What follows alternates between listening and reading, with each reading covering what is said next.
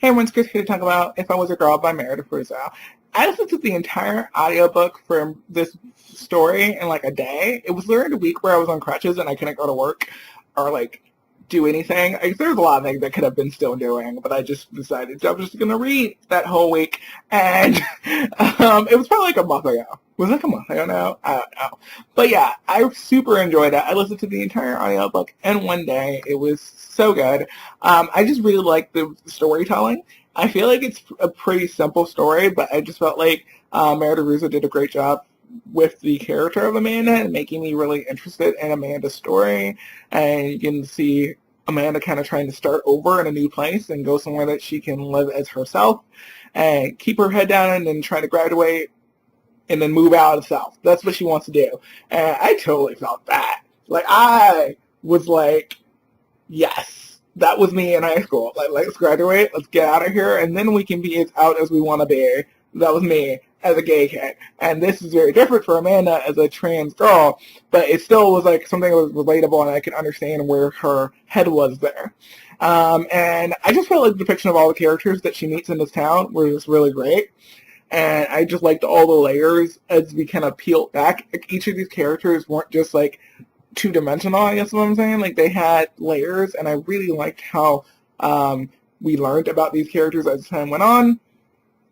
There are some things in the story that like I see in a lot of queer literature. I feel like whenever people are going to a queer lit book, you have to be prepared for what either some type of homophobia, transphobia, asophobia, or whatever the character might experience in whatever the town is they are in. So because those things do happen in the real life experience, and those things will happen in the text, and there's some of that you have to deal with in the story. But then there's also outing that you have to deal with in the story, and I'm just not a fan of outing in stories. I'm so done with it. I'm just I don't know. I'm just tired of people being outed. That's what it is. It's not even like like anything that happens. I'm just tired of it. It's been happening like in everything I've read this month, like in the last couple months, and it's just too much. It's too much. It's too much. But yeah, I really love the background we get on Amanda's family. I like her relationships with her father and how that felt very real. I thought it was one element of the story that I also could relate to. The moment she has with her mother in the flashbacks show so much about Amanda and about her mother, and I just really love those as well. I would have loved to see more of her mother. I know it wasn't really possible to set up, but I just thought her relationship with her mother was very important. I like the flashbacks. I don't like flashbacks, you guys, but there are good flashbacks. Good flashbacks happen.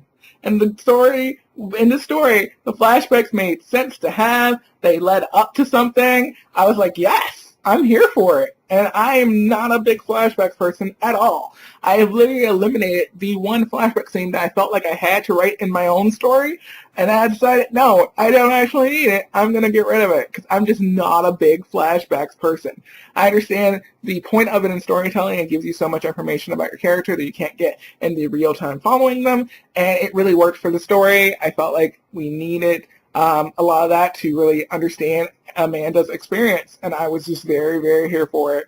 Great job with the flashbacks. I thought the writing was simple. It was pretty easy to follow along through an audiobook, and I don't know. I just thought I loved it. I thought it was pretty fantastic. I'm pretty sure I gave it 5 stars on Goodreads.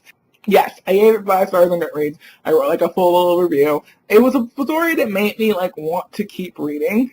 Like, at the end of the story, I wanted to see what would happen with that next scene. I wanted to know what was going to happen for Amanda going forward. It was great. It made me want to keep reading more. It made me want to know more about Amanda, and I really liked the character of Amanda a lot. So, yeah, that is all. I'm going to have a queer song of the day for you. Hopefully something interesting and good. I don't know. I have an entire queer music videos thread on Twitter you guys should check out, and I haven't used a lot of those songs in these yet. And then I keep forgetting to add songs that I have at the end of these to like some of that list, and it's just a mess, and I'm a mess because that's me. But that was all besides the point. Where was the point going with that? I don't know. Queer song today is going to be playing. I enjoyed If I Was a Girl, Meredith Russo. If you read it, you should tell me in the comments down below. Enjoy the song that's about to play, and I'll see you all in my next video. Bye.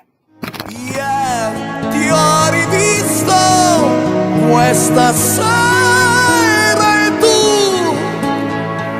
tu abbazzi gli occhi, ti nascondi